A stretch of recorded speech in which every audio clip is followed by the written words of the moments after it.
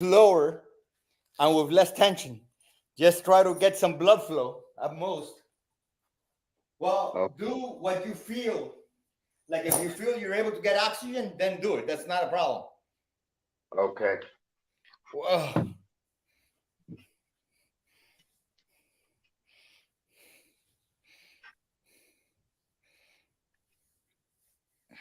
Can you see that? Okay. I could see you.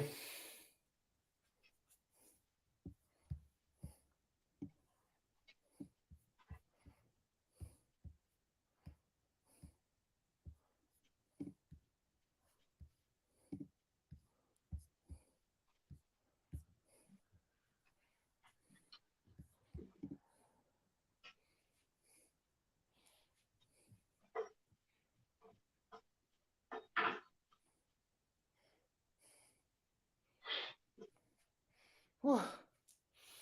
So, man, I tell you, you guys know how to fish COVID. You know?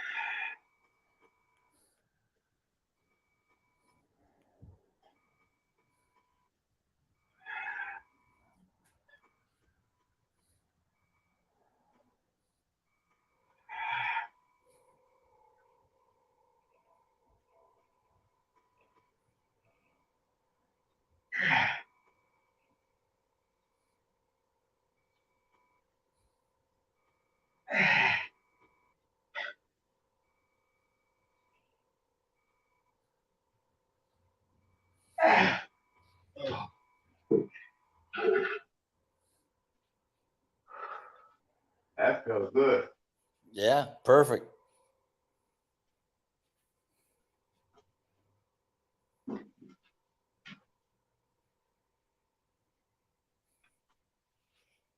How you been doing? Good. Today, well, it's nice and cool today. It's gonna get cold now, I guess. Oh, Yeah.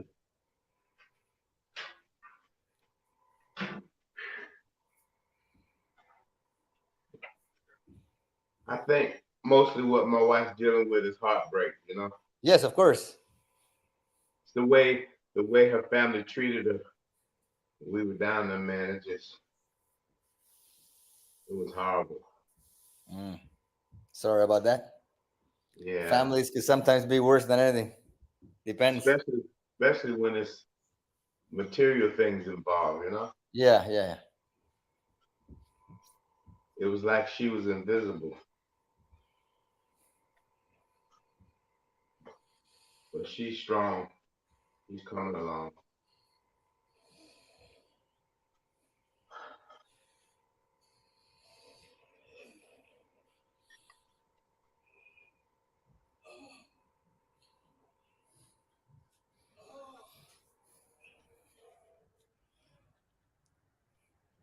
Rest up.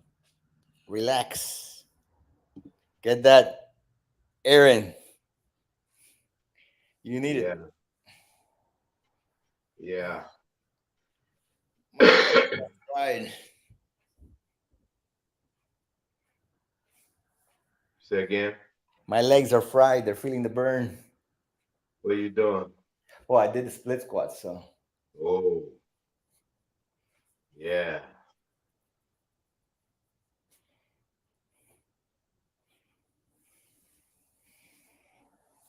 Nothing better than that one. That just like really gets you nice and cooking. I tell you, man, that we lived at the Quality Inn is pretty much what you find right there on US 1. Uh huh. And it was nice. They redid the whole thing. That traffic on It's US killer, right? one, it doesn't stop on US 1 day and Huh. night, man. There's no stopping that. I was like, wow, how could you make it to work every day? You, crying. That's how you make it to work. I would have to, when I was living in the Ranger and I had to be downtown because I drove a tour bus, I had to be there at 7. I would leave home about 3 o'clock in the morning so I wouldn't have to deal with that traffic, Yeah. you know.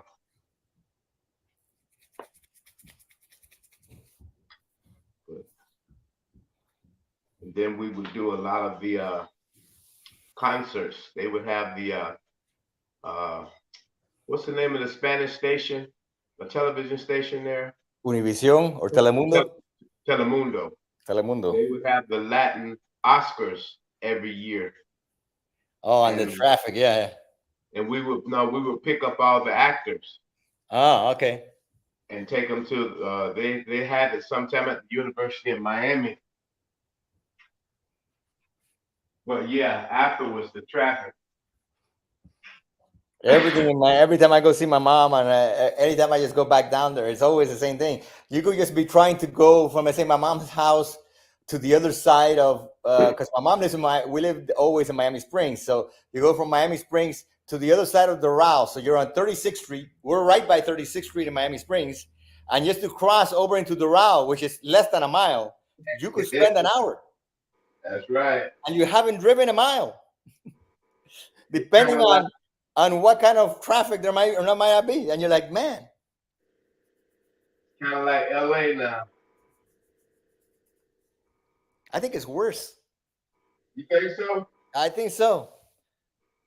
Because LA is horrible on the highways at certain times. Miami is literally horrible on every street. You ain't getting on the highway and you ain't getting on the street. That 36th Street, that Lejeune Road, that Okeechobee, any of those areas, you're stuck. And they built everywhere. Yeah. This is nice, as far as real estate and living, but I mean, it's my home, man. I love it, but I got a classmate. His brother is moving up here. He already found the house about 5 minutes from us. He kept saying he was coming.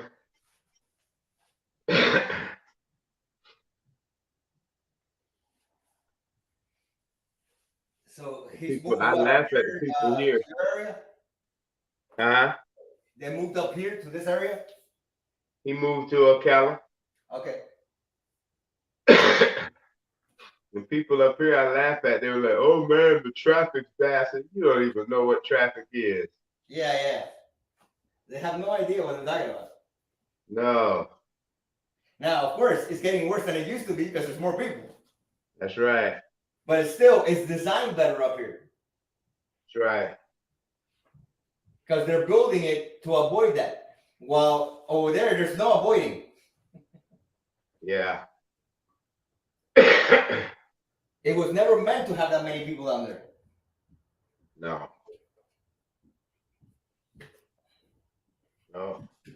It's like you're getting it to the point of Miami is so dense that eventually it'll be like as dense as New York, except that New York has metro rails. There's nothing in Miami. Right? The subway in New York functions. Public transportation in New York, public transportation does not function in Miami. It sucks. Did you see all those little booths that they built along the metro rail? It's like these big archways they built with this huge booth. every stop they have them. And what are they for? I have no idea. They're not Doing even nothing. open. They're not functional yet. It's like these huge archways that they built and connected to this like building. I was like, what in the world is that when they're supposed to take the money to extend the metro rail further south for the people that have to catch the bus? The problem with the metro rail is that it's a linear thing. And Miami is not linear. It's all spread out. That's right. The subway takes you everywhere in New York. You're going to get to everywhere. You're going to get within 1 block of anywhere. Metro rail drops you off in the middle of nowhere half the time, and then you still have to find public transportation, and the buses suck. Everything sucks. It's just useless. There's no such thing as public transportation in Miami. Yeah. The poor people that depend on public transportation in Miami, the few that I know that actually have to work or whatever, they'll spend 2 or 3 hours of their life in a bus.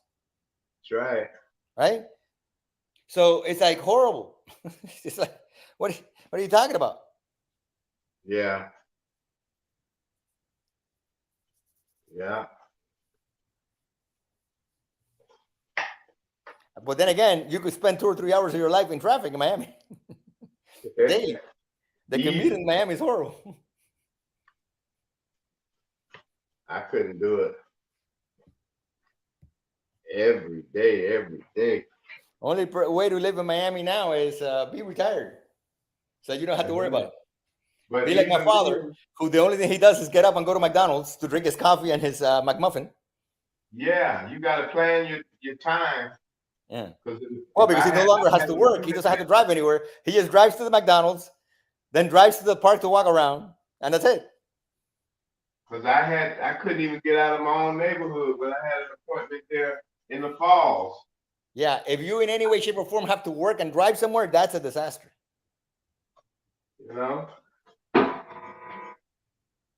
But the people love it.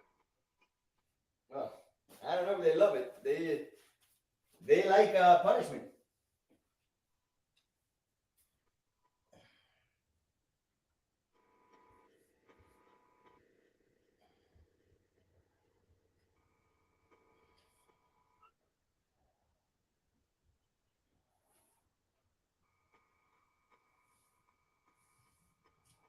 Oh, you know what I meant to tell you was amazing?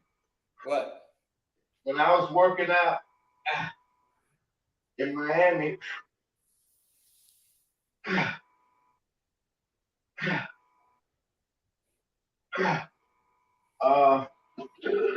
and I was doing my deadlift,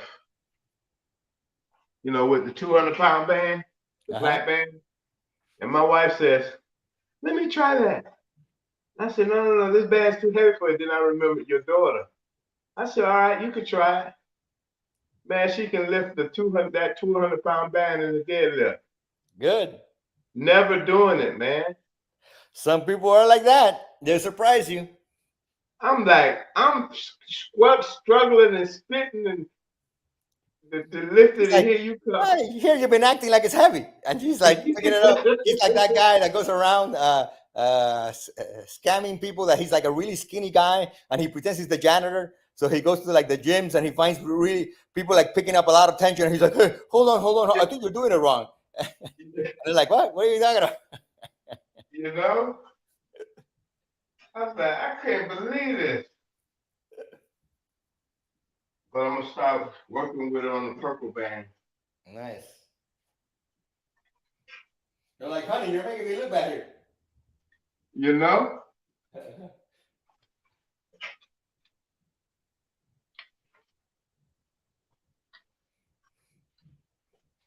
You're making me look bad.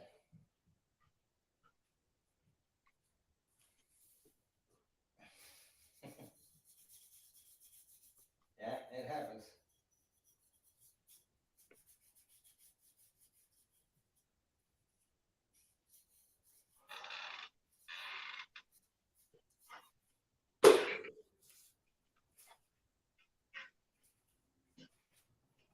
Hold on, Rick. I'm going to do one set. Okay.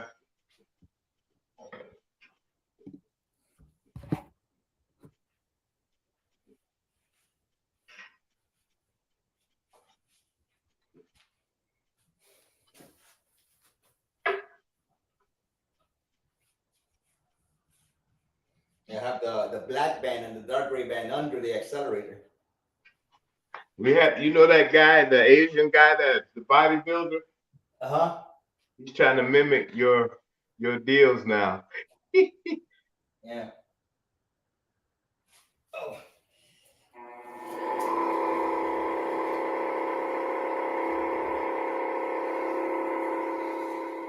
Whoa.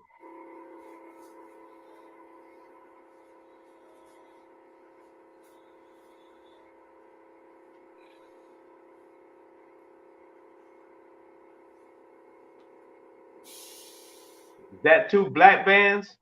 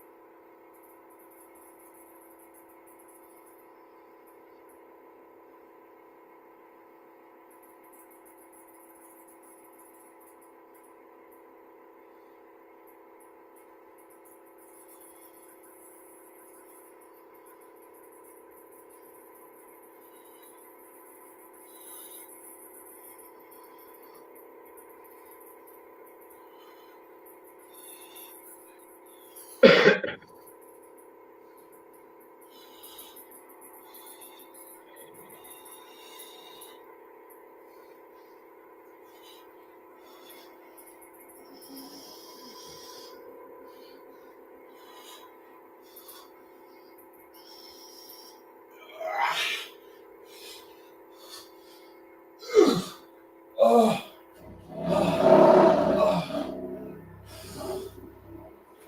Is that two black bands? That long stretch under the accelerator is like killer. Yeah. Oh.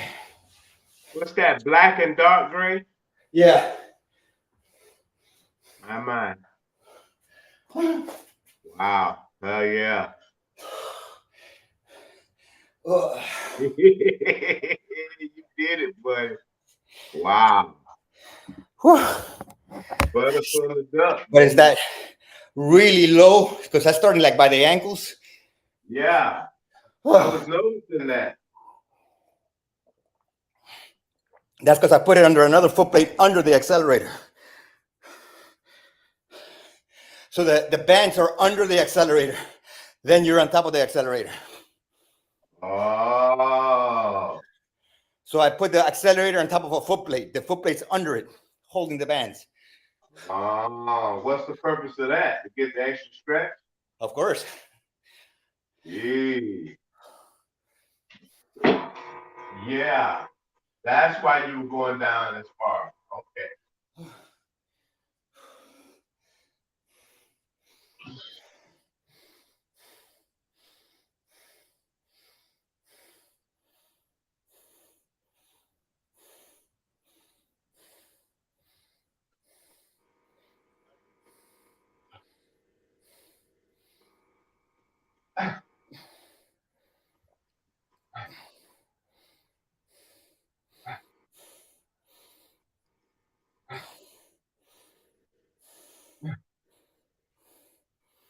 Good. Come on.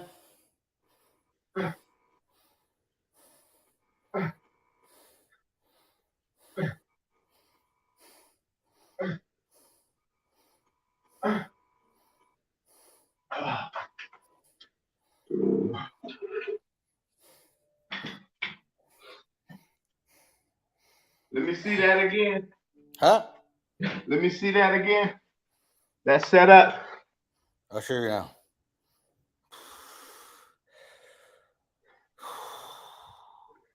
So you can see it better here. Let me see. Look. You see where the band's at? Yeah. See?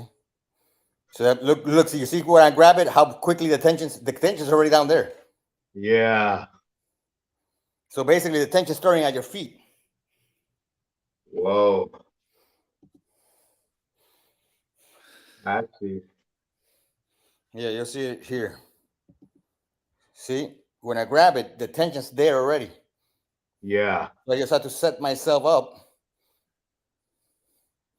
and start pulling tension. So it sits flush without shaky on that plate? Well, with as much tension as there is going down, yeah. So then it gives me a lot of extra stretch for me to go down slow and really stretch it. Wow. Gotcha. All right. Now, is that what I recommend that for everybody? Of course not. You have to have a really strong, I mean, because I've done that even with the Elite plus the Mega Band. Right? So you have to have a really strong back. You could no longer, because you could injure. Remember, the idea of barrel resistance is that it's safer. But if you load up a lot of tension at that low tension, now you're still talking about a lot of tension. Yeah. Right? So you have to know that you have a strong enough lower back to do it that low and to handle higher and higher tensions all the time. Because remember, unlike a deadlift, that's going lower than the deadlift. It's actually lower. At the regular deadlift, actually the bar is higher. Plus, when you put the deadlift on the floor, you're letting go of the tension.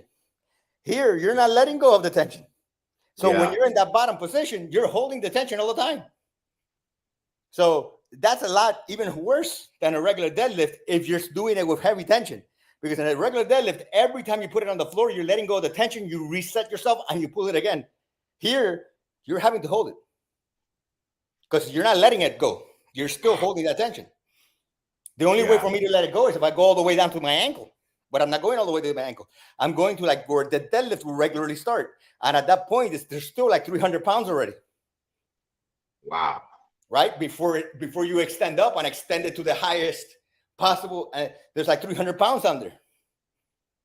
Yeah. Because of the two bands.